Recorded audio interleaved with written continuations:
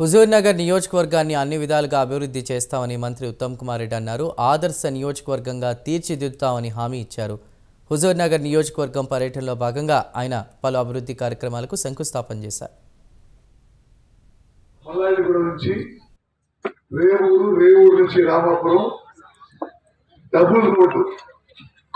Double road మంజూరు చేస్తూ 20 కోట్ల రూపాయలతో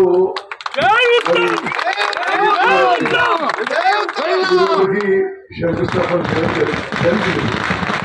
అదేవిధంగా 3 రైల్వే రోడ్లు కూడా ఆ వివరాలు మరి ఈ గారు చదివినిపిస్తారు.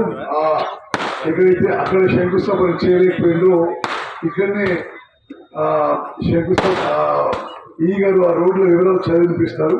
ఆ తర్వాత నేను 2 నిమిషాలు మాట్లాడి మళ్ళీ నేను బయలుదేరాలి. మీకు ఎవరికైనా వేరే ఏమైనా పనులు ఉంటే నేను 15వ తారీఖు మళ్ళా వచ్చే అవకాశం ఉందని చెప్పి నేను మనం చేస్తాను.